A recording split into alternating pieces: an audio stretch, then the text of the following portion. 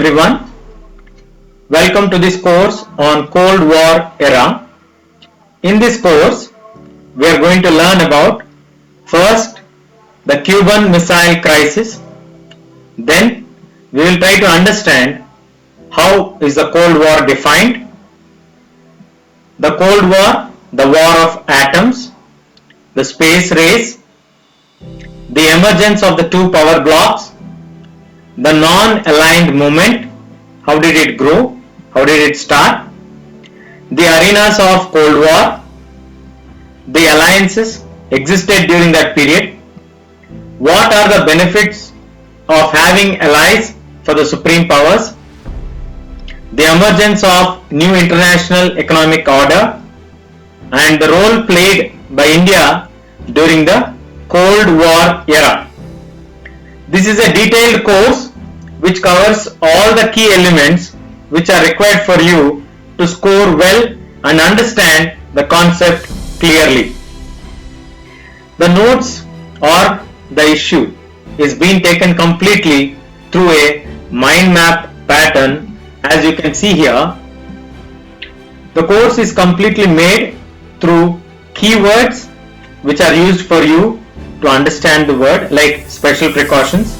What is that special precaution that we have? We'll show you what was there during that period.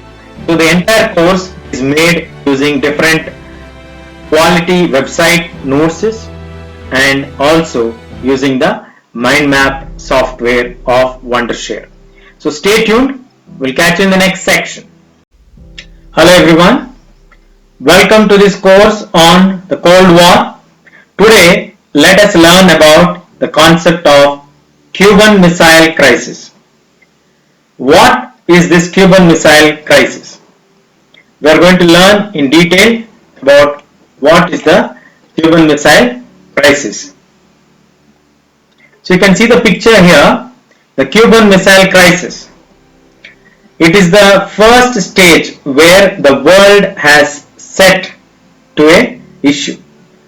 So let us see first what happened in April 1961. In the April 1961, the USSR, the Union of Soviet Socialist Republics, was concerned that the US would invade Cuba. Now, in April 1961, this issue happened that the Union of Soviet Socialist Republics, the modern day Russia, was concerned that the United States would invade Cuba. Now, why would the United States invade Cuba? Now, for that, you can see the second point here. A Soviet ally that received diplomatic and financial assistance from Soviet and deposed Fidel Castro, the Cuba's president. Now, there was a military coup which happened during that period in 1960s. So, Fidel Castro became the president of Cuba, which is located in the southern part of United States of America. So now, Cuba is an ally of Soviet. Cuba receives diplomatic and financial assistance from Soviet Union. Because there is a military coup which happened, the USSR felt that the USA would invade Cuba and they would try to stop from Fidel Castro becoming the Cuba's president. This was the issue which happened in April 1961. So what happened in 1962? You can see here. In 1962, the Soviet Union leader Nikita Khrushchev decided to turn Cuba into a Russian military base and stationed nuclear missiles there. So with a fear on the hearts of the Soviet Union leaders, looking at the Cuba's political changes which happened in 1960s, So they decided to convert Cuba as a Russian military base and stationed the nuclear missiles in the Cuba island. Now, this is the turn which happened in 1962. In 1961, we learned what happened during that period. As you were aware that in 1961, in 1961, the USSR was afraid and concerned that US would invade Cuba. So they want to save Cuba. They decided to convert the Cuban island as a Russian military base in order to safeguard Cuba. What happened then? For the first time, the weapons placed the United States under the threat from a very close range.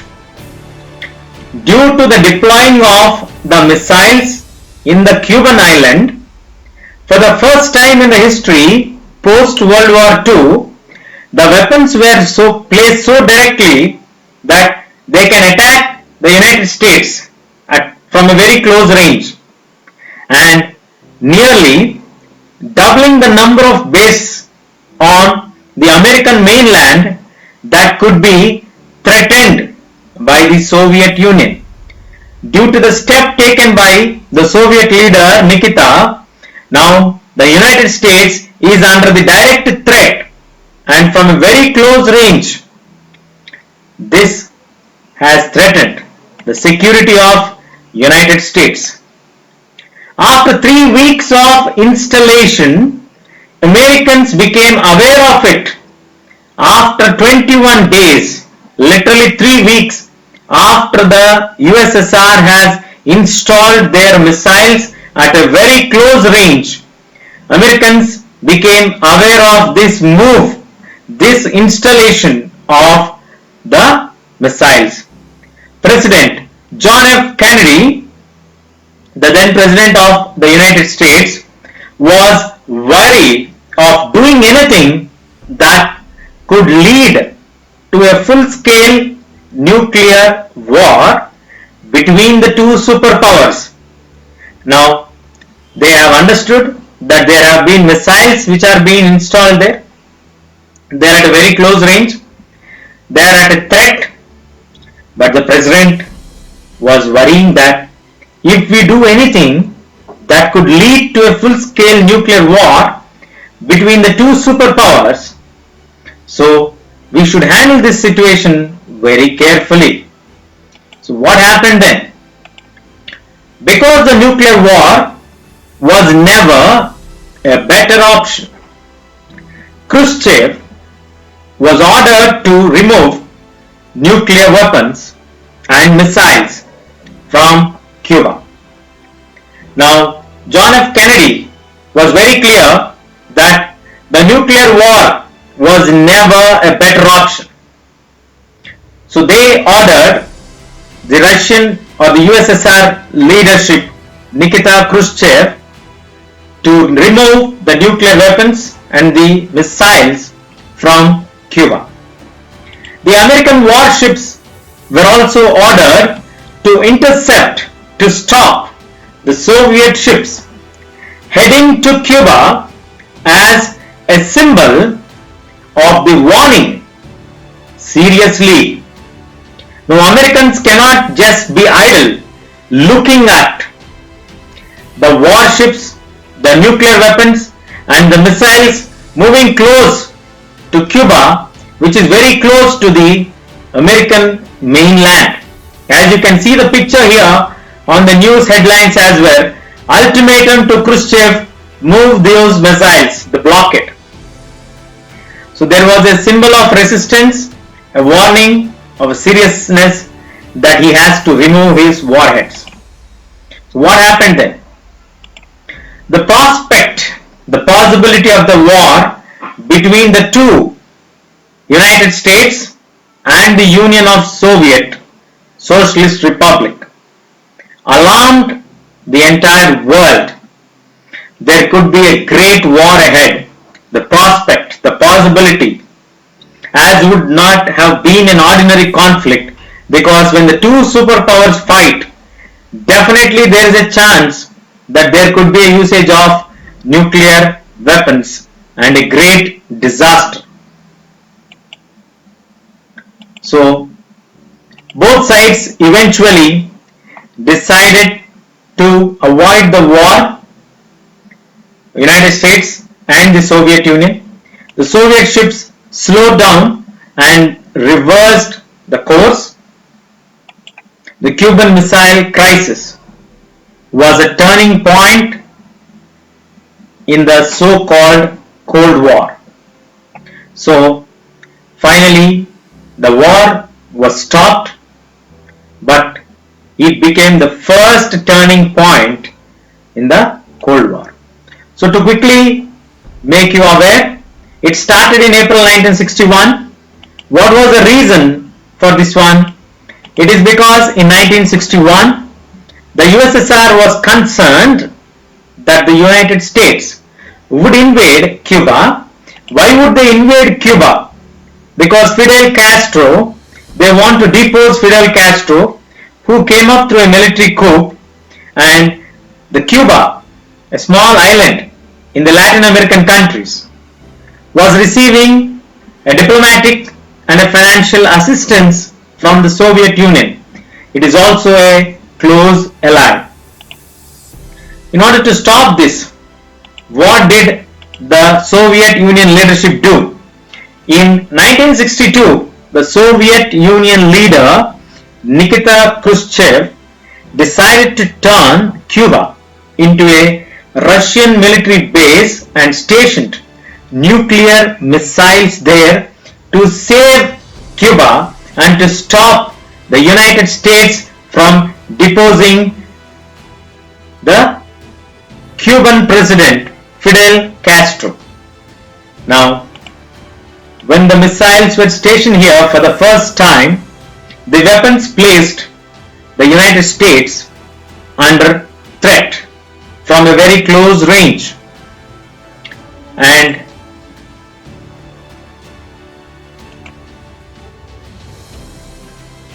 this made the Americans feel threatened. The American mainland that could be threatened by the Soviet Union. And this moment continued for weeks. After 3 weeks of installation, the Americans became aware of the nuclear missiles that are being stationed at a very close point to attack the United States.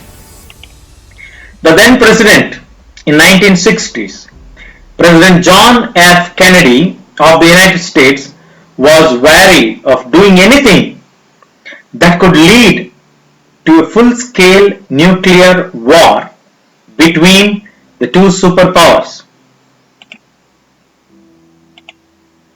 Now, because the nuclear war was never a better option, Khrushchev was ordered to remove the nuclear weapons and missiles from Cuba. Now, the American warships were also ordered to intercept, to stop the Soviet ships heading to Cuba as a symbol of warning the seriousness by the United States. Now, the prospect of war between the United States and the Union of Soviet Socialist Republics alarmed the entire world, as it would have been no ordinary conflict. It would have been an extraordinary conflict, a great disaster, huge damage for the entire world.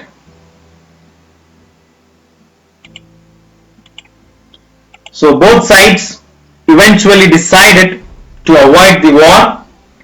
The Soviet ships slowed down and reversed the course back towards the Soviet stations, and the Cuban Missile Crisis was a turning point in the so-called Cold War.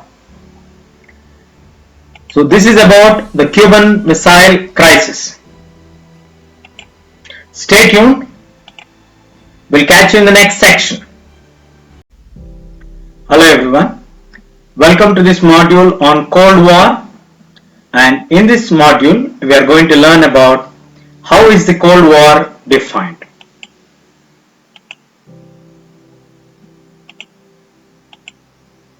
The Cold War can be broadly defined in using these keywords.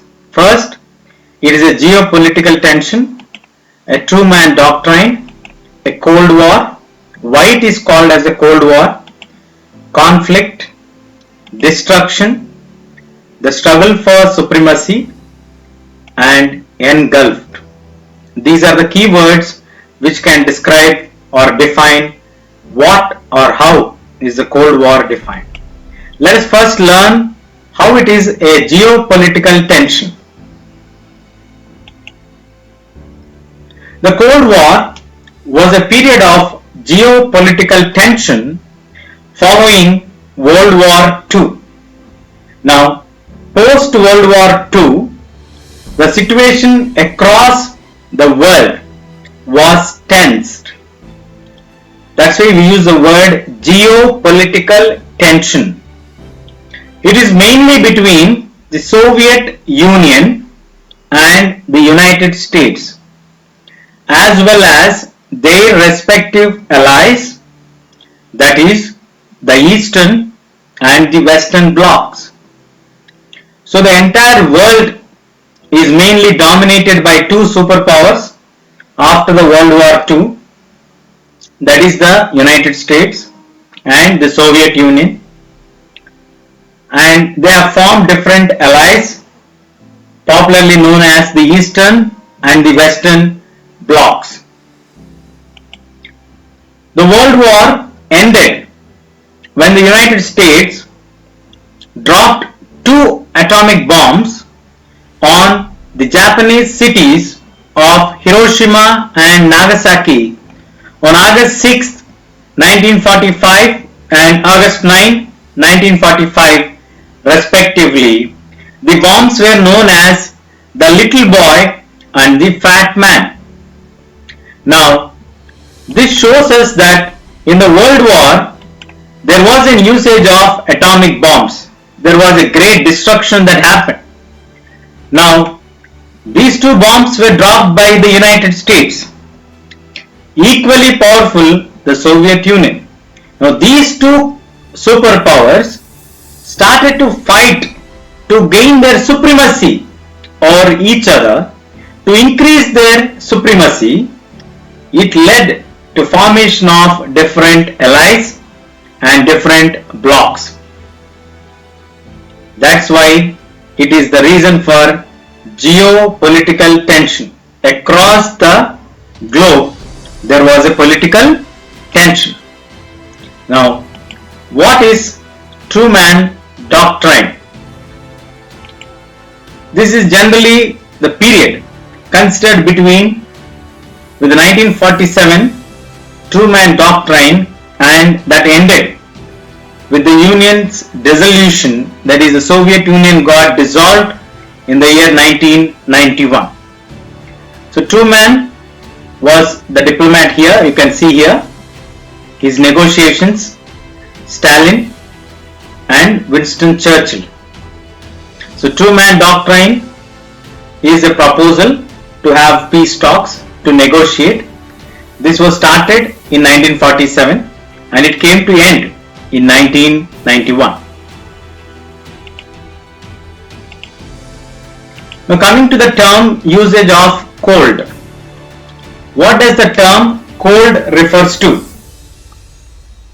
The term cold is used to refer to the absence of a large scale conflict between the superpowers. Generally, when any war happens, it is a war, it is a hot war, it is a blow up, it is a usage of weapons. Here, the usage of weapons is very minimal, but it causes a lot of tension between the global powers and also between all the member nations. The Cold War, in spite of being an intense form of a rivalry between the great powers, it still remained a cold and not hot or a shooting war. Why? Why they did not go for shooting war? Why they did not prefer to have a hot war? It was due to the logic of deterrence. Now what is this logic of deterrence? The logic of deterrence means when both sides have the capacity to respond against an attack and to cause so much destruction that neither can afford to initiate a war. It is simple words that they have equal powers, and both of them, if they attack each other, it is going to cause a great destruction. So neither of them can afford to initiate this war. This logic is called the logic of deterrence. This made them to remain a cold war but not a hot or a shooting war. Now let us see the conflict. The conflict was centered on the two powers' ideologies or the ideological differences and the geopolitical competition for global influence following their temporary alliance and victory over the Nazi Germany in 1945. So what is the main conflict that they had? The main conflict was centered between the ideological and the geopolitical competition, and also to increase their influence globally following the temporary alliance which they had in World War II and which made them to be victorious over the Nazi Germany or Hitler's Germany in 1945. So that was the conflict what they had during that period. Now moving on to the destruction. The conflict was primarily a geopolitical one. The doctrine of mutually assured destruction discouraged either sides from launching a pre-emptive attack, as both of them are very clear that the damage is going to be a massive destruction. As we saw in the logic of deterrence, both of them were not willing to launch any primitive attack before they do something. The struggle for supremacy. Apart from the development of the nuclear arsenals, the nuclear missiles, conventional military deployment, and the struggle for supremacy was expressed indirectly. Nobody expressed this one directly. With a close observation, you will be able to find out that both the countries are fighting for supremacy. They are struggling to gain supremacy, but they never expressed it directly. It was expressed through a psychological warfare. Then how did they express this one? How did we come to know about this? It is through psychological warfare, propaganda campaigns, espionage, far-reaching embargoes, rivalry at the sporting event, technological competitions such as space race. When you observe their moves, how they are dealing with each other, you understand this intention very clearly. One, through the psychological warfare, through the propaganda against each other, the espionages, far-reaching embargoes, rivalry at the sporting events, technological competitions, especially regarding the space race, makes us very clear that they are struggling for the supremacy. The war had engulfed nearly every major power in the world and had spread to the regions outside of Europe. So initially it was thought it will be fought only between Europe, but it reached to every corner of the world, including the Southeast Asia, China, Burma, the present day Myanmar, and the parts of northeastern region. everywhere the influence of the war has been felt. So, what is the right thing that we can use to define Cold War? It is a geopolitical tension.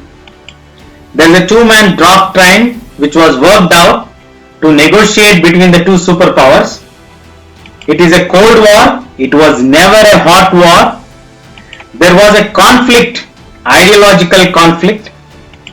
A massive destruction would occur on both the sides, but it was holded only because of the logic of deterrence.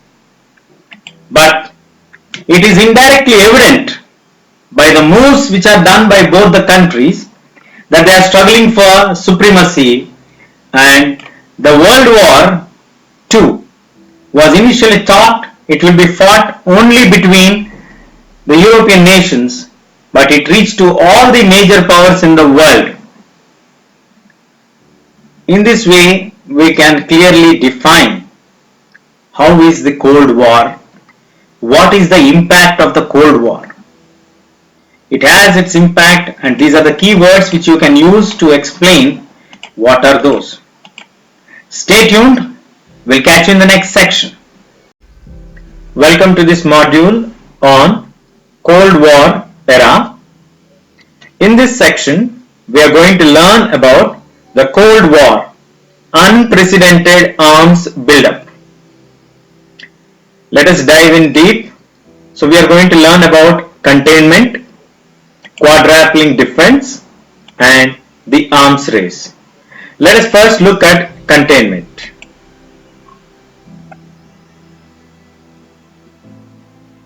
In the containment section, we have here, as soon as the World War II has ended, the majority of the American officials agreed that the best defense against the Soviet was threat, that is to strategize, known as containment.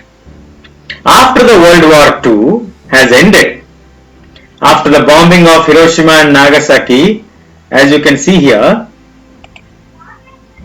in the scene, the bomb. So the American officials agreed that the best defense against the Soviet threat, the growing Soviet Union, is to contain its influence to a very close area, to stop the growing influence of the Soviet Union. That is the first one what they have identified, and the strategy what they devised or advised by the American officials is to contain, to stop the growth of Soviet influence. Further, the containment strategy justified the United States unprecedented arms buildup. In order to contain the growth of Soviet Union, they further justified that we need to build up the arms. We need to bring more efficient arms into our artillery. And you can see the bomb which was being dropped during the World War II. This is about the containment part. And moving to the quadrupling defense. How did they quadruple the defense? You know the word meaning here. Quadrupling. Quadrupling means you are multiplying your defense system 4 times. That is called quadrupling. You know the word in mathematics, quadrilateral, triangle, quadrilateral, which is not a triangle, which has many sides, 4 sides. So Truman's recommendations that the country uses military force to rein in the communist expansionism.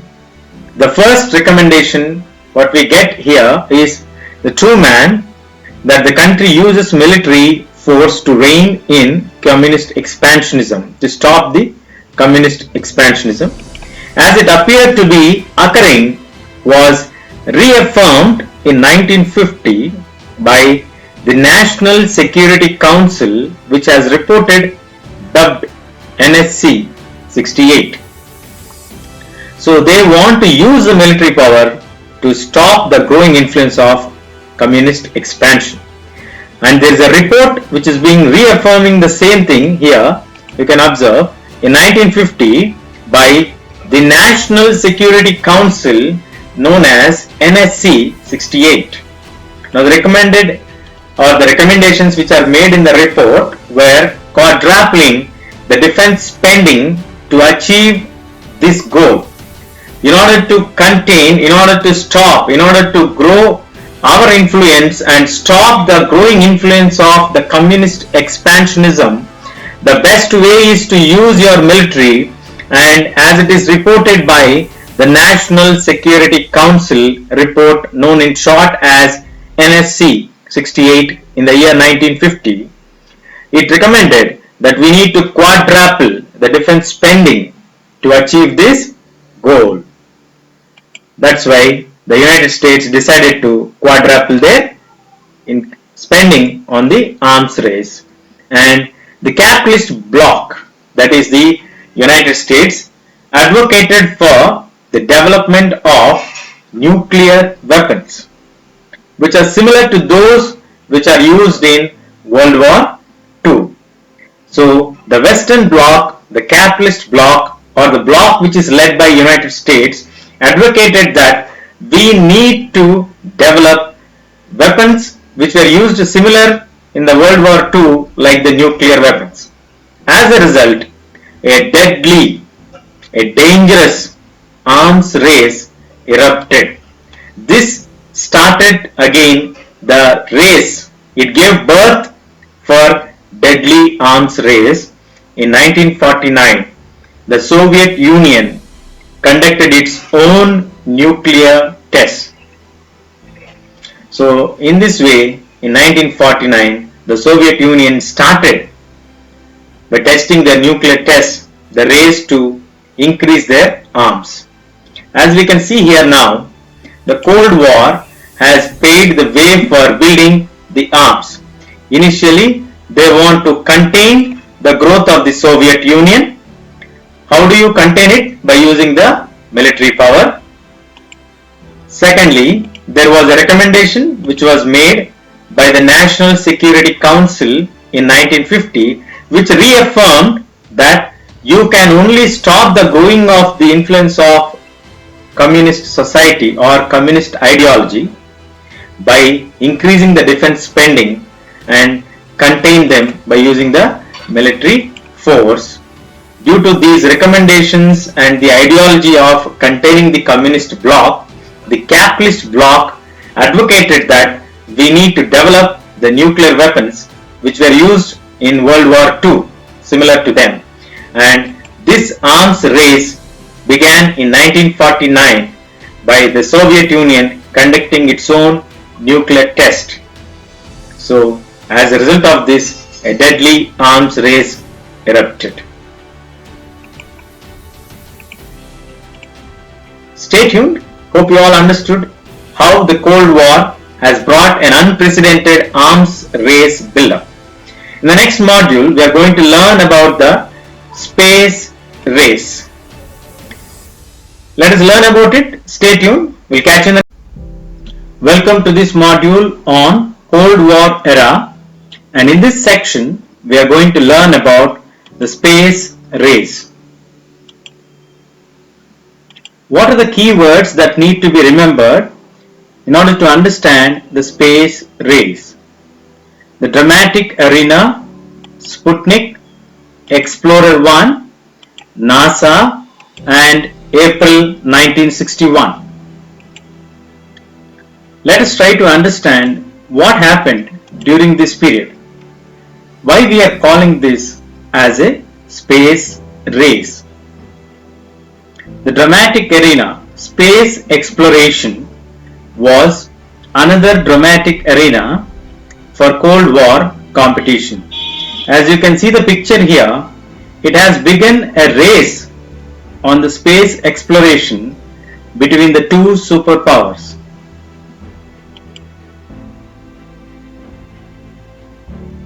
It is Sputnik on October 4th, 1957, the Soviets R-7 intercontinental ballistic missile launched Sputnik, Russian for traveling companion.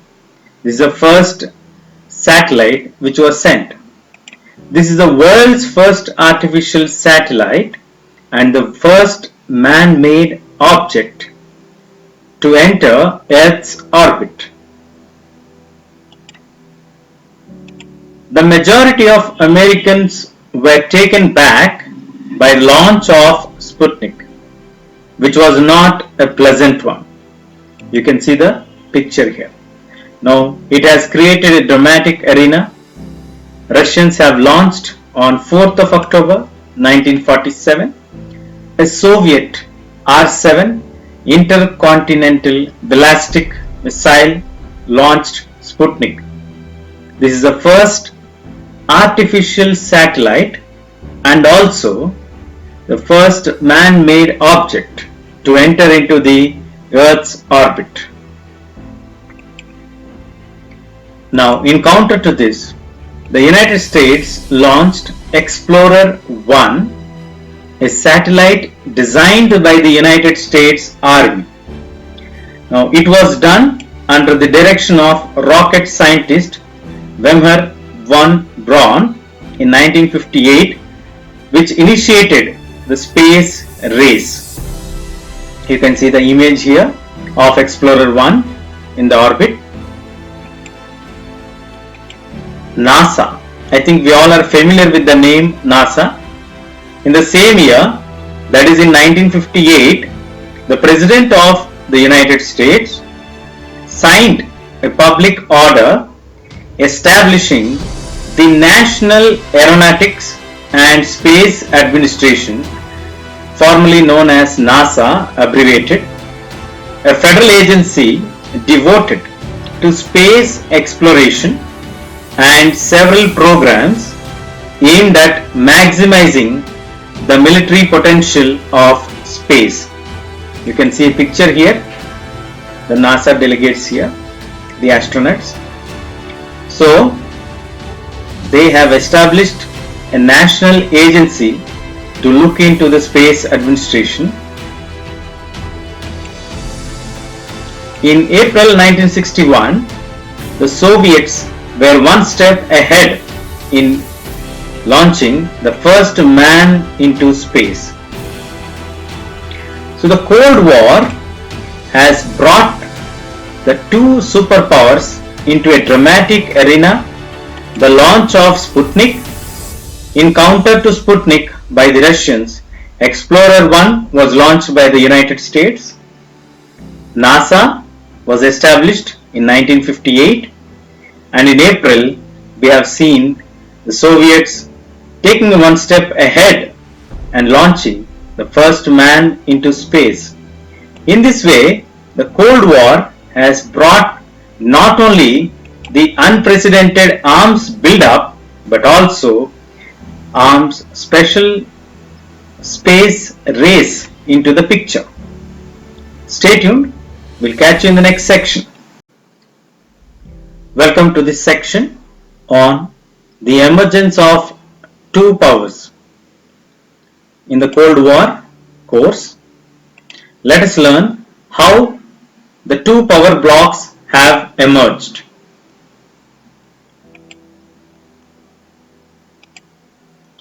There are 8 subtopics here which you can see.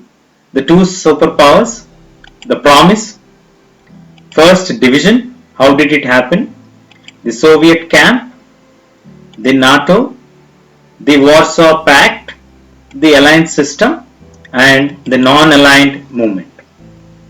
Let us learn each one in detail. Let us see first the two superpowers. The two superpowers, that is the US and the USSR, wanted to expand their spheres of influence in different parts of the world. Hence, they decided to take help of the smaller countries. Now, what are the two superpowers? As it is mentioned here, the United States, you can see the flag of United States partially here, and the USSR, the Soviet flag. These two superpowers wanted to grow their influence, to expand their spheres of influence in different parts of the world. Hence, they decided to take help of the smaller states to make them join into their groups so that they can expand their sphere of influence. That's how these two countries started to grow their influence. Now, how did they grow their influence? They attracted the smaller states by giving them a promise of protection. They promised that they will protect them. They will give them weapons and economic aid against their local rivals, mostly the regional neighbors. Why did the smaller states join in this race, or why did they get aligned to either of the superpowers? That is, either the USA or the USSR. One, the two superpowers want to expand their spheres of influence. The smaller states were attracted towards this because they got a promise from the United States. They will be protected from their enemies. They will be given weapons, economic assistance to fight against their local rivals, who are mostly the regional neighbors. That's why the smaller states decided to take help from the superpowers. The first division took place in Europe. Most countries of Europe sided with the United States and thus came to be known as the Western Alliance. So the first division took place in Europe, that is, most of the countries in the Europe decided to get aligned or took the side of US. So thus it came to be known as Western Allies. As towards the Europe's point of view, if you look at the location of Europe, towards the western side we have the location of Atlantic Ocean, then the North American continent, as most of the European nations decided to take the side of United States, where it is a democratic setup, a capitalist bloc ideology. This comes towards the western side of the direction when it comes from Europe. So they are also known as Western Alliance. Now moving to the Soviet camp, the countries on the Eastern Europe joined the Soviet camp and they came to be known as Eastern Alliance. As I told you, from Europe, the western side you get the North America, towards the eastern side you get the Asian continent. Like this, we have the first division coming, known as Western Alliance. The second one, known as Soviet camp, it came towards the Eastern Alliance. Now we have the camps formed. Now let us see the NATO. How did the organization of NATO come into existence? The Western Alliance formed itself into an organization known as NATO, the North Atlantic Treaty Organization. It came into existence in April 1949 with 12 states. NATO declared that armed attack on any of them, that is any of the 12 states in Europe or in North America, would be regarded as an attack on all of them.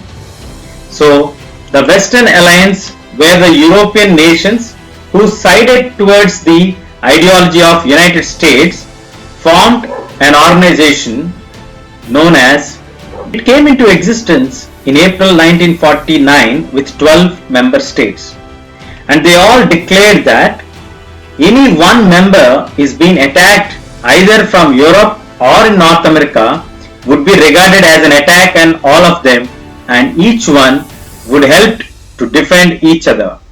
This is the official symbol of NATO. That's how NATO came into existence.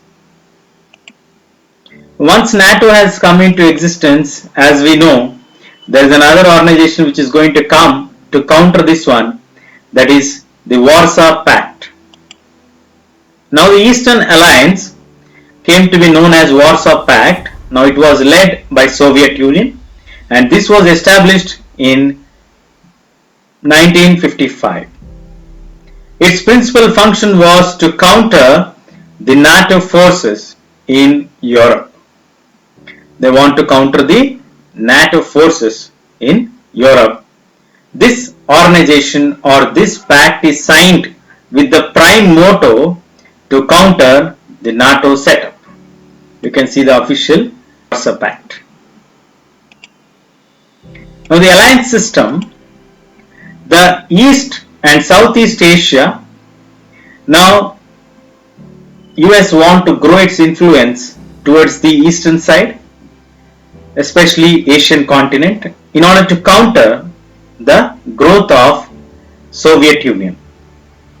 In the East and Southeast Asia and in West Asia, the United States built an alliance system called Southeast Asian Treaty Organization and the Central Treaty Organization known as CENTO and Seattle. Now in response to these moves made by the United States by making the Asian countries as allies, in response to these moves by the United States, the Soviet Union and the Communist China developed close ties with the countries in the region, including the North Vietnam, North Korea and Iraq. In this way, the superpowers started to establish their alliance system in Asia as well. Now moving on to the factors that led to the development of non-aligned movement. Many newly independent countries were now worried of losing their freedom. Cracks and splits within the alliances were quick to appear. So the many newly independent countries post World War II were literally worried, if we join any group, what will be our condition? If we join towards the US bloc, definitely you are going to attract some amount of negativity from the other bloc and the other bloc members. And the cracks and splits started to appear from late 1950s. The Communist China quarreled with Union Soviet Socialist Republic, that is the Soviet bloc, towards the late 1950s. The other important development was the non-aligned movement. The smaller countries were of more help to the superpowers because they were the means to gain the vital resources such as oil and minerals, locations to spy each other and launch weapons. So, many newly independent countries decided to stay away from the two superpower blocs or the blocs which are led by the superpowers.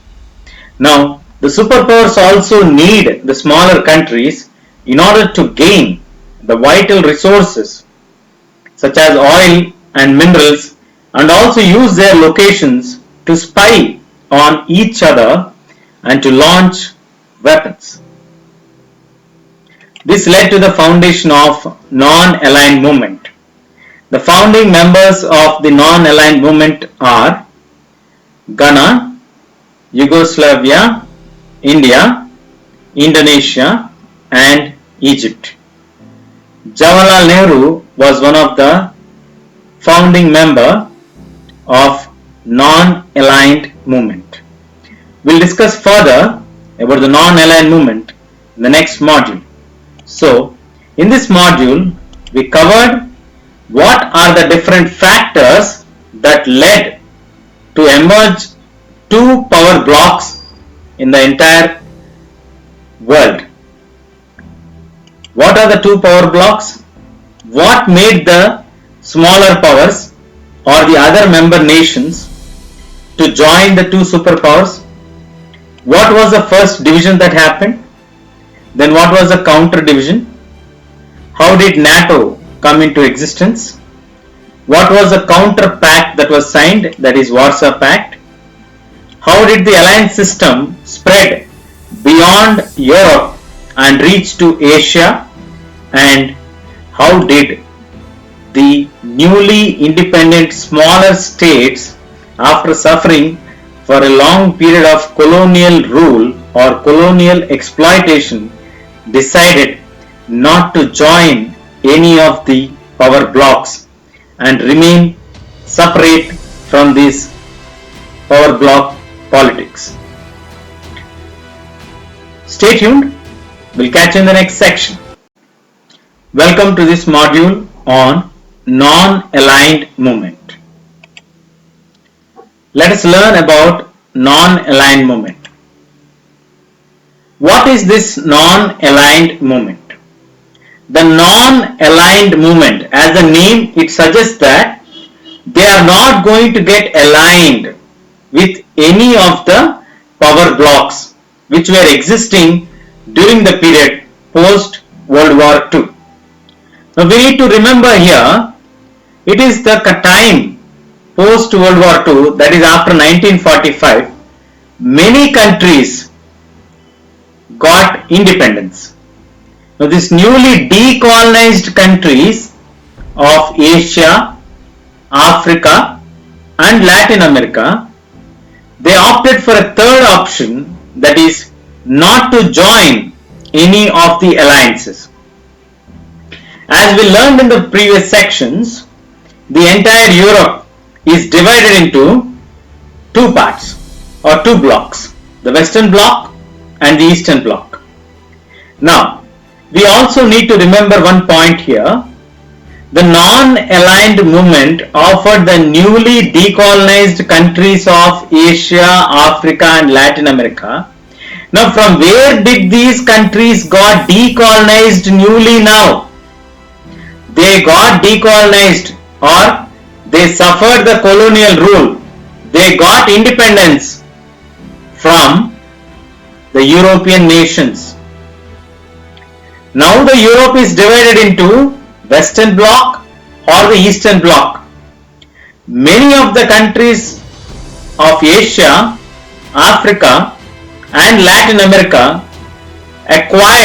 attained or became independent post World War II, that is from Great Britain, French, Spanish, Dutch, Polish, all these were European nations. So they don't want to join any of the alliances. So NAM appeared to them for a best option at that point of time. Who are the founding members or the founding member nations of NAM? There are 5 members, including India, Ghana, Yugoslavia, Indonesia and Egypt. Total 5 members were the founding members of non-aligned movement. Now NAM founded by 3 leaders mainly. Yugoslavia's leader Joseph Broz Tito, India's Prime Minister Jawaharlal Nehru and Egypt's leader Gamal Abdel Nasser. Indonesia's leadership team Sukarno and Ghana's President Kwame Nkrumah strongly supported them. So the founding members are Yugoslavia Joseph Broz Tito, India Jawaharlal Nehru and Egypt Gamal Abdel Nasser, and they were strongly supported by Indonesia's Sukarno and Ghana's Kwame Nkrumah, were the key members who initiated this idea of being away from any of the power blocks. The first non non-aligned movement summit was held in 1961 at Belgrade. The non-alignment neither means isolation nor neutrality. They played a major role in mediating between the two rival alliances. Now, most of us might feel non-aligned means they want to stay away from United States, they want to stay away from the Soviets' influence. No, they clearly meant that they don't prefer neither nor. So they don't want to be isolated. Isolation was not their main purpose or main principle, nor neutrality. They want to have a cordial relationships with both the superpowers, the Western Bloc and the Eastern Bloc, as they have suffered a lot being as a colonial countries. They are being exploited. So they want to maintain cordial relationships with both the countries and they want to develop their countries. That is the major idea between being away from the power blocks. They again don't want to enter this race to fight with each other.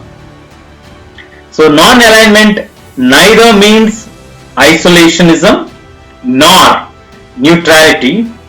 So my dear folks, we need to understand here, they don't want to be isolated, they want to be collected, cooperative and collaborate with both the superpowers. They played a major role in mediating between the two alliances, the rival alliances at the time of crisis. Stay tuned, we'll catch you in the next section.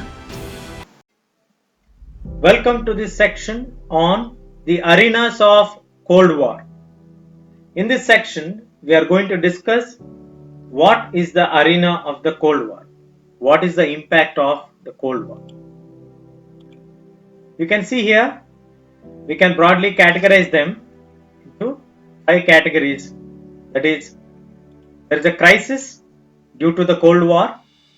There were direct encounters between the two superpowers. Key mediatory roles which were played by the non-superpower bloc aligned nations or non-aligned group.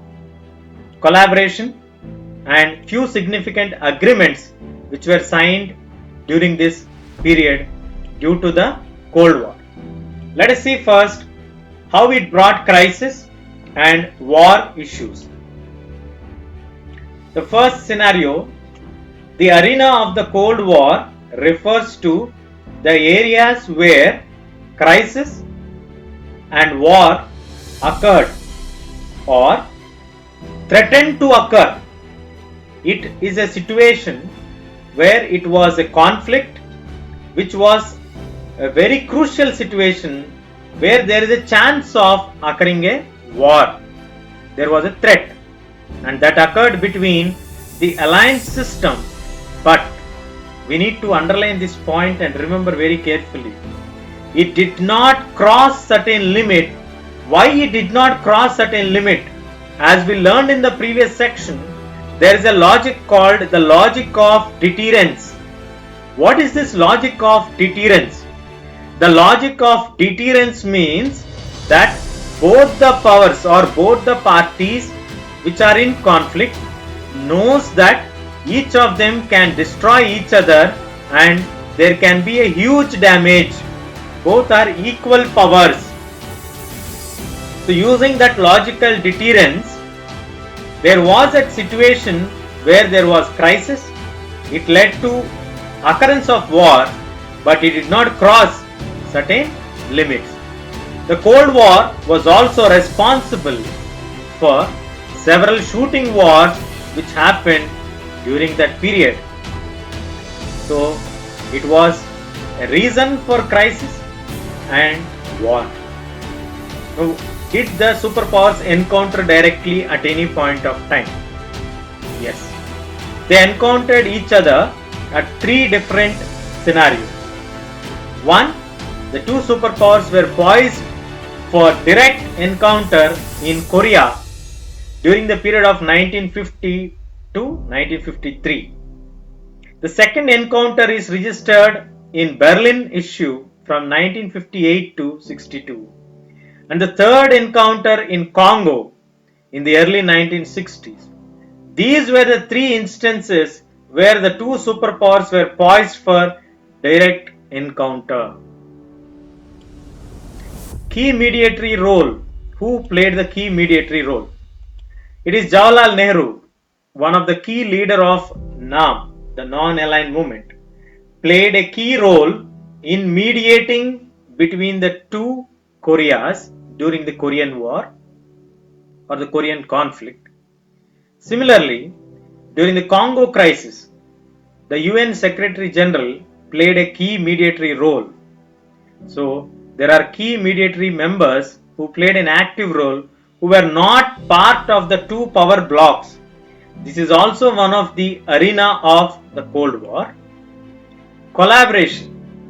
Now, once they have seen the crisis, the situation, and then they have experienced the direct encounters, then they have seen the key mediatory roles which are coming in from the non-aligned groups, then they decided that they will collaborate in limiting or eliminating certain kinds of nuclear weapons as well as the non-nuclear weapons. On this note of agreement, they all signed certain significant agreements within a period of less than a decade from 1963 to 1972. You can see them. 1. The Limited Test Ban Treaty, in short known as LTBT. Second one, the Nuclear Non-Proliferation Treaty known as NPT. And the third one, Anti-Ballistic Missile Treaty, ABMT. Now, when is this treaty signed? It was signed on 5th August 1963. The Non-Proliferation Treaty, Nuclear Non-Proliferation Treaty, was signed in 1968, 5 years later. And the Anti-Ballistic Missile Treaty was signed in 1972. So between 1963 to 1972, they signed three significant agreements between the US and the USSR. So let us see the whole picture once. What is the arena? What is the impact of the Cold War? What has the Cold War brought to us?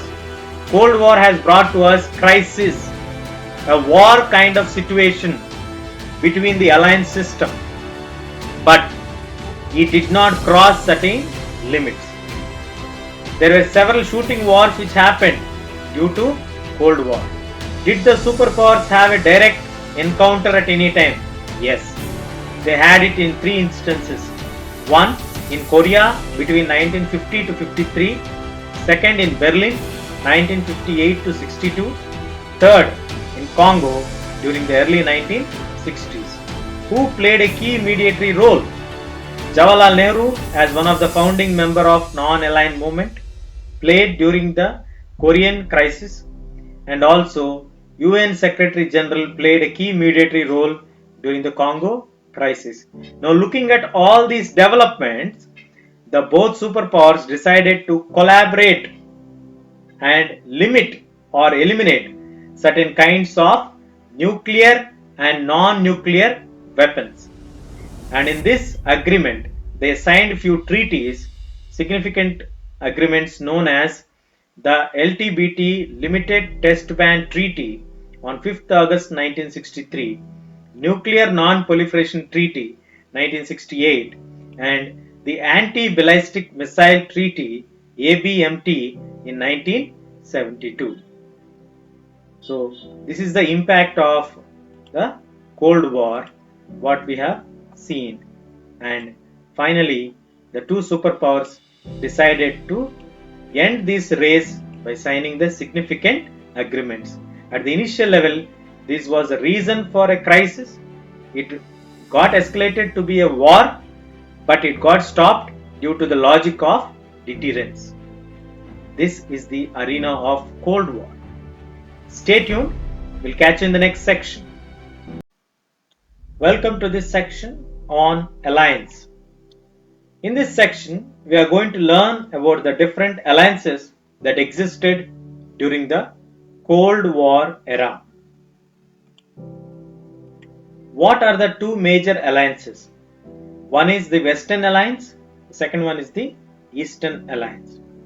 Let us learn about the Western Alliance.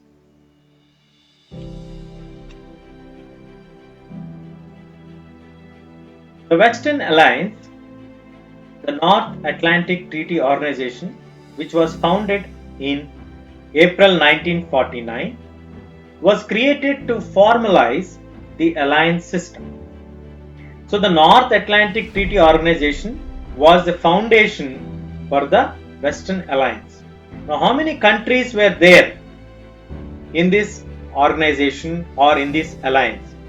It was a group of 12 countries. How many countries? 12 countries. These 12 countries agreed that any armed attack on any one of them, either the location is in Europe or in North America, wherever the geographical location might be, as they are the members of this alliance, that attack would be considered an attack on all of them. For example, suppose France is part of North Atlantic Treaty Organization. As an example, if Austria or if Korea or China tries to attack France, all the other 11 countries which were part of the NATO will also fight with China. This kind of setup was made as a mutual agreement, and even one of the countries is being attacked, everybody else would be obligated. It is an obligation to assist the other countries. So that is how the alliances are formed. This alliance is formed in and around the area of Atlantic Ocean in the northern hemisphere.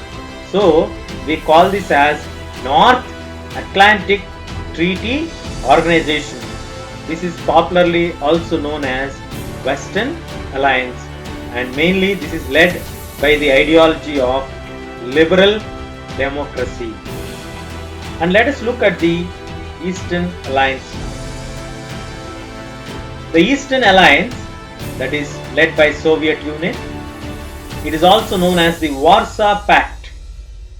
It was founded in the year 1955 with the prime goal of countering the NATO forces in Europe. Their prime objective of establishing this alliance or creating a pact in 1955 is only to counter the growth of the NATO influence in Europe. Europe became the main battlefield for the superpowers. The superpowers used military might to entice, to force the countries to join their alliances. Now here we need to see the expansion of Soviet Union of Eastern Europe serves as an example, where the Soviet Union has used its mighty military strength to force the countries or to convince the countries to join towards their side. The Soviet Union used its clout in Eastern Europe, backed by a large military presence in the region, to ensure that the eastern half of Europe remained within its sphere of influence. So, the Western Alliance is also known as the NATO Alliance, which was created in April 1949. It has 12 member nations. Each one is attacked. All the other 11 members will support and assist and fight together in an alliance system. In order to counter this alliance, there was another alliance led by Soviet Union known as popularly Eastern Alliance. It is also called as Warsaw Pact.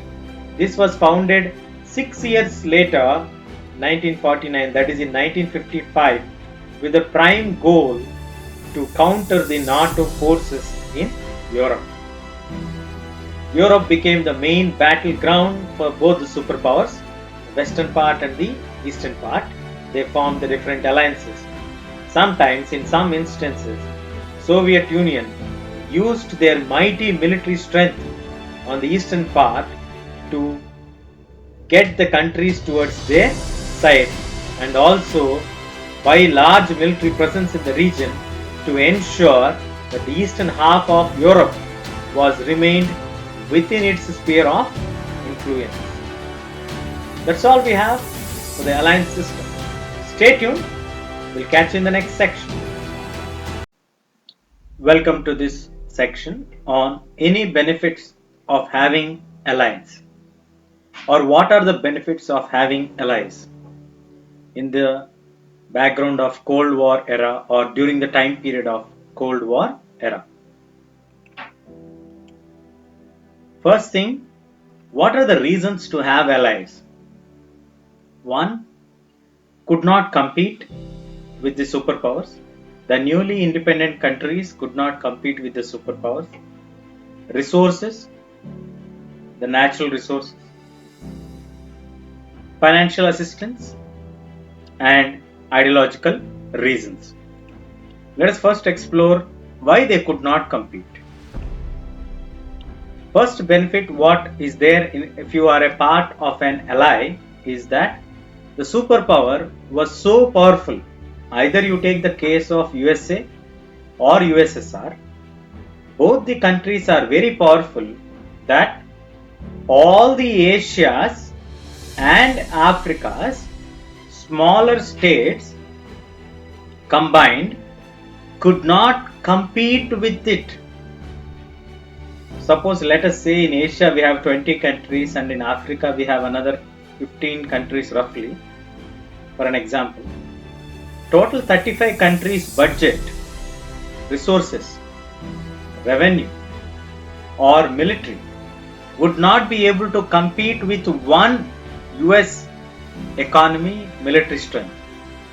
This is the fundamental reason why the smaller states want to be an ally with some superpower, because they cannot compete as a whole. It is better to be friendly with them. The second reason is the smaller states aided the superpowers in obtaining the resources such as minerals and oils. So the second benefit, one is to be safe without any conflict. If there is any issue, any enmity, the superpower will help us. That is one confidence. That's why they don't want to compete. They want to take their support. The superpowers are having an advantage when they support a smaller state with less economic development, less developed state, where there are a lot of natural resources in Asia or Africa. So these smaller states will give support to the superpowers to obtain those resources. So second reason is resources. Third one, gaining access to territories. So the superpowers need access to the territories and the troops. Whose troops? The superpowers' weapons, superpowers' troops could be launched by using the land of the smaller states. Somewhere in Africa, some country, for example, Zaire or Uganda, they support it. So USA or USSR can deploy their weapons, troops, and use them to launch against their enemy alliance or the enemy nations. In return to this favor of being an ally, they will also receive financial assistance for military expenses. So the third important benefit is financial assistance. And coming to the last one, they will have ideological reasons to get allied to some group. Allies were also significant for ideological reasons, as their loyalty indicated that the superpower was winning the war ideas and the liberal democracy is better or liberal democracy plus capitalism is a better idea when you compare it with socialism. Similar case, the socialist bloc may also feel that socialist ideology is much better when compared to democracy or capitalistic idea. So, what is a benefit to be a part of an ally? Is it only one-sided benefit that the smaller nations will get? Definitely no.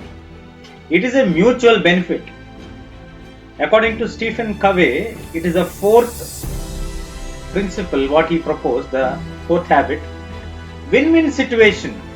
It is a win-win situation for the smaller states because they could not together also compete with the superpower, so they make friendship. Due to this friendship, the superpowers will get the access of the resources what are there in the less developed nations, where they don't have that economic resources to extract those particular resources, that will be taken by the superpowers. Other than this, other than having friendship and obtaining the resources, there is a clear agenda that the superpowers want the land of the smaller states in Asia and Africa to spread their wings, to increase their influence, to counter their enmity. As we know the background, as we are studying the Cold War, they want to counter their counterparts. They want to stop the growing influence of either of the blocs. So they want the smaller states to join with them, use their lands, deploy their weapons, troops, be ready for the disposal. In return, they will give some financial assistance for the military expenses. And the most important one, that is the ideological reasons. Allies are very, very significant because of ideological reasons. To what ideology they are showing their loyalty, how they are going to sell their ideology, how they are going to sell their alliance with a particular group, either the Western or the Eastern Bloc, in their own home country, for what ideology they are standing for, because they need to run their country as a leadership. They have their own national interest. They also have to sustain as a newly independent nations. So they would propagate the idea of democracy. They would prefer to be in the Western Bloc.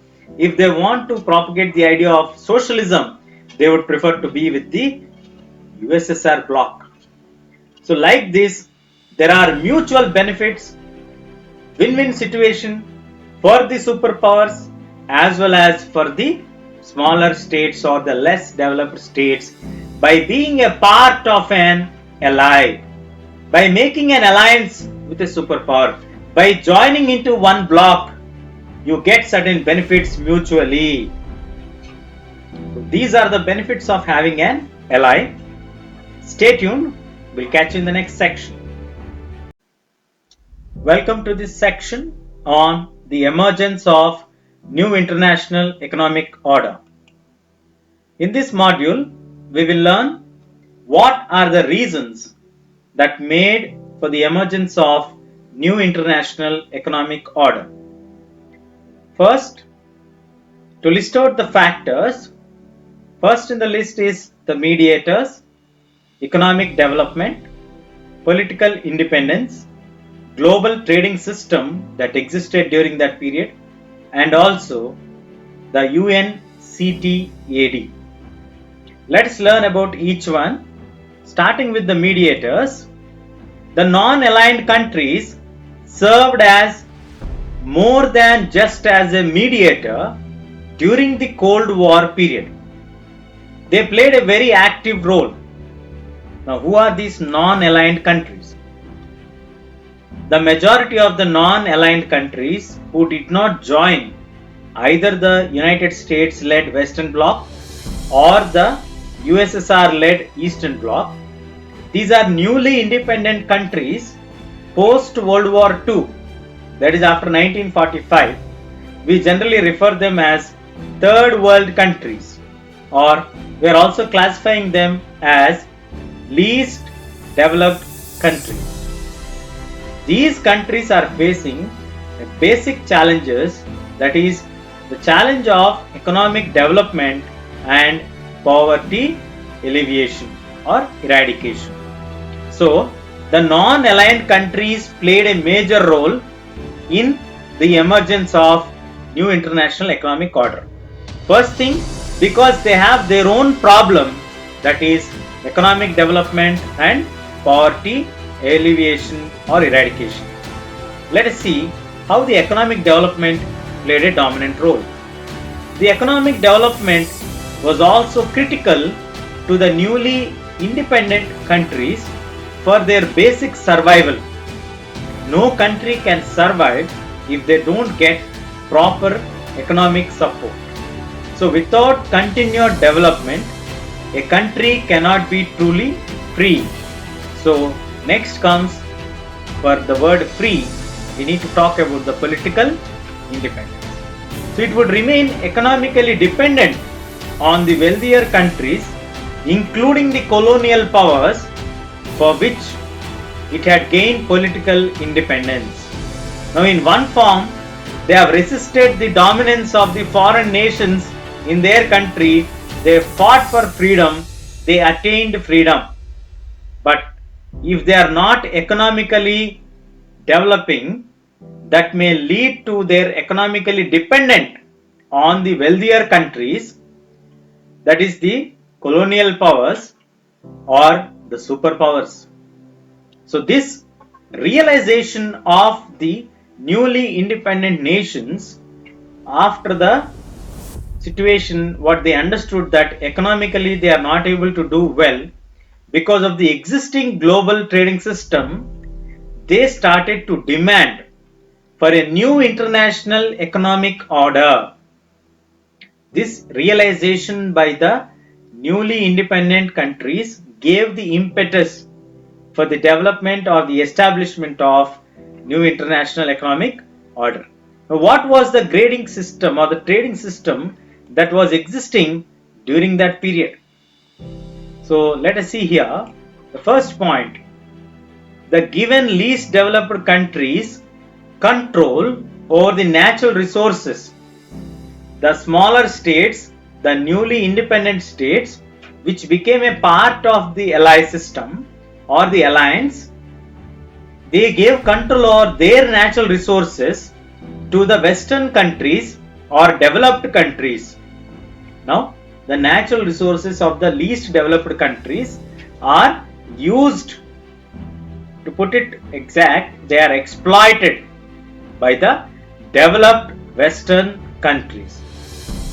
They gained access to the Western market so that the least developed countries can sell their goods, thereby increasing the benefits of trade for poorer countries. One, the natural resources are exploited by the Western countries. Two, they are given open access to the Western market so that they can bring their product here and earn more money due to the mutual trade benefit. The reduce of the Western countries' technology cost. There is a lot of improvement in the technology during the 1970s that gave the least developed countries, the LDCs, a greater voice in the international financial institutions like IMF and World Bank. Later, by the mid 1970s, they had risen their prominence as the most pressing issues. So they brought it to a wider notice. They have raised their concerns. Now they have started to demand that the natural resources should not be exploited by the Western countries. Then the technology cost has reduced, so they also need to get the benefit of it. So they started to press their demands and raise it in the international forums and also international financial institutions. So what is the outcome of that? Is there any change? Yes. The new trade policy for development was published in 1972 by the United Nations Conference on Trade and Development. due to the growing concerns from the non-aligned countries, least developed countries, the immediate necessity of creating a momentum for economic development, the necessity and also the need to maintain their political independence, and to understand how the global system is exploiting their natural resources on the name of alliance, on the name of less developed countries, on the name of technology, is being pressed and reported with a greater voice in the international financial institutions. That made United Nations to come up with a policy known as New Trade Policy for Development that was established and published in 1972 by the United Nations in its own conference on trade and development. This is how the new international economic order came into emergence, and what are the key factors that were responsible for this emergence, that is the mediators, the non-aligned nations, the need for economic development in the newly independent states, the necessity to retain their political independence, the global trading system that existed during that period, and all these factors played the way for the emergence of new international economic order by 1972 in the United Nations Conference on Trade and Development. Stay tuned, we'll catch you in the next section. Welcome to this section on Cold War and India. In this section, we will learn how did India operate during the Cold War era, because India was not part of any of the superpower blocs or the alliances. India has been a non-aligned nation. So let us see here, why did India did not prefer to join any specific alliance? Because it was a special precaution what India took. India decided to have a passive approach in its policy. There was a policy of retreat, and what is India's interest in staying away from the two superpower blocs? What is the special precaution? India's response to the ongoing Cold War was a twofold, because as a leader of the non-aligned movement, it took special precaution to avoid the two alliances on one level. They don't want to be a part of an alliance, so that you can live by your policy of non-alignment. This is a special precaution what India has taken. Now coming to the policy stand, second important aspect, that is, it spoke out against the inclusion of the newly decolonized countries in these alliances. India firmly spoke against the inclusion, the adding up of the newly decolonized countries in these alliances. India had neither a negative nor a passive policy towards it. Now, what is the policy of retreat that is advocated by India during this period? You can see here there are few bullet points in this. First one, the non-alignment, what is proposed by Jawaharlal Nehru as one of the founding members of NAM, reminded the world that the world was not a policy of retreat. It is not a policy of retreat. What is not a policy of retreat? The non-alignment is not a policy of retreat. It was worth remembering that India chose to include non-aligned countries in this mission. They decided to add all the countries with the similar ideology in this mission of staying away from the two superpower alliance groups.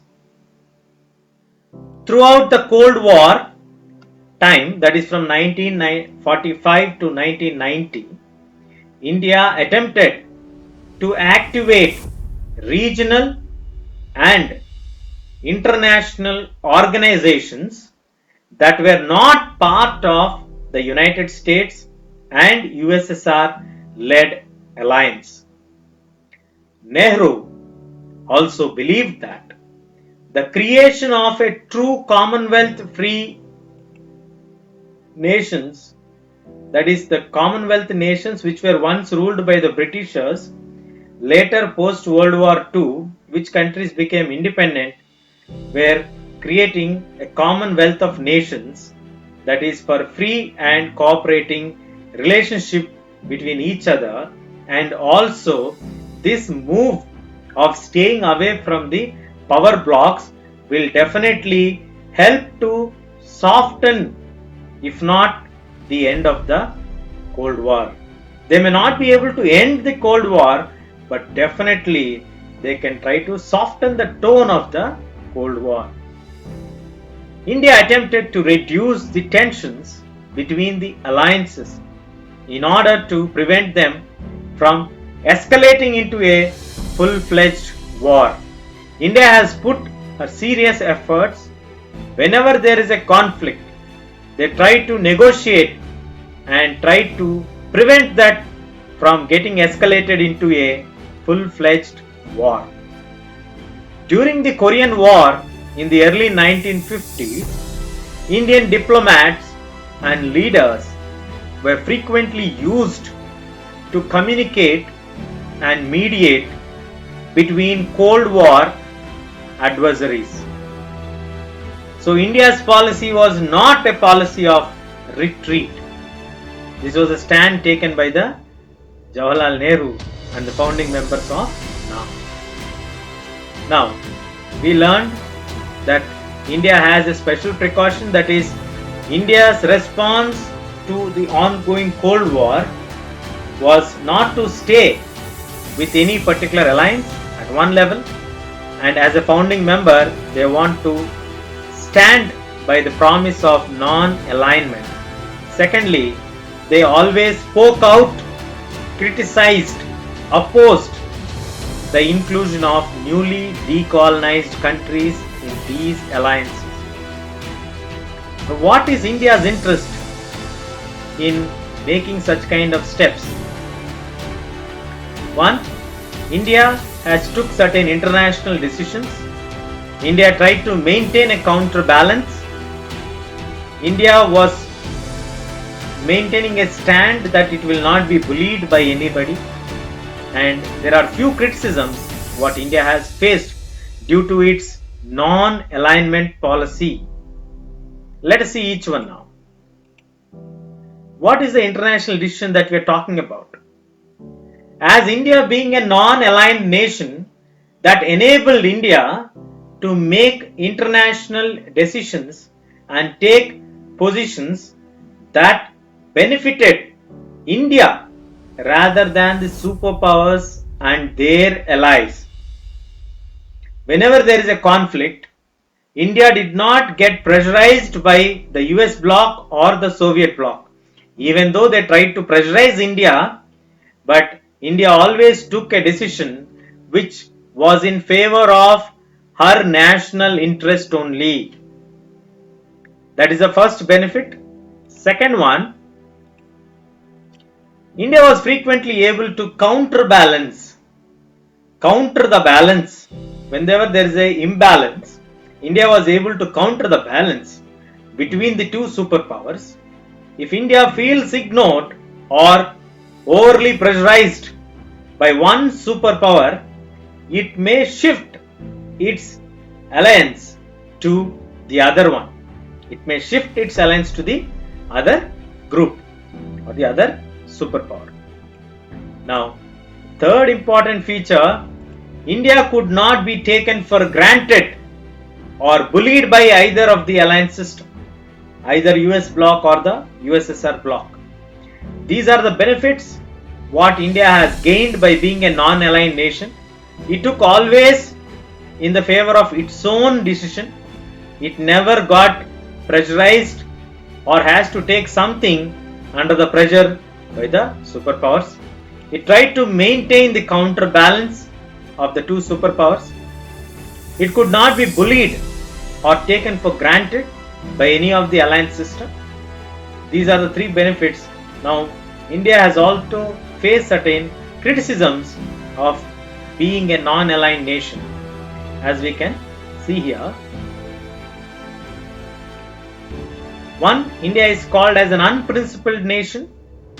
Why is India called an unprincipled nation? India's non-alignment has been described as unprincipled. India doesn't have principles. India doesn't follow principles. This is a comment which is made. India, it was claimed often, refused to take a firm stance on critical international issues whenever they come up.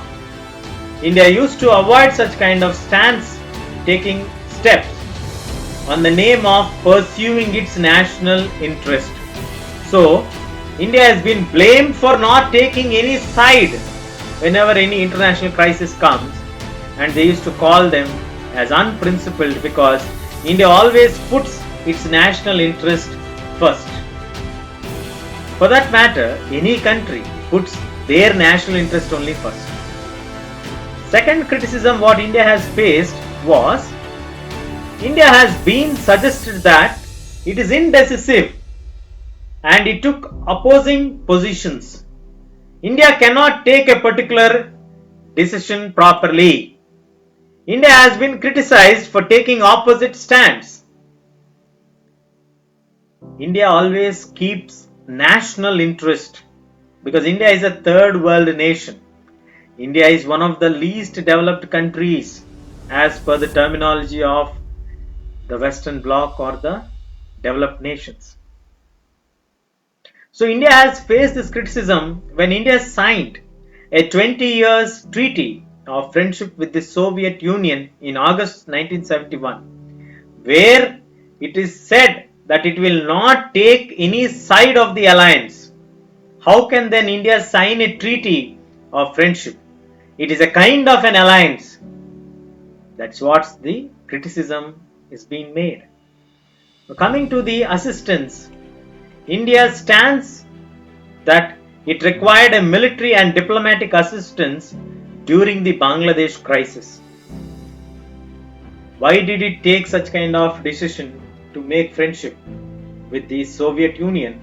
Maybe because India need a military and diplomatic assistance during the Bangladesh crisis. Because for India, it is very, very important to fight its neighbors. So India faced few criticisms like unprincipled, indecisive and assistance required.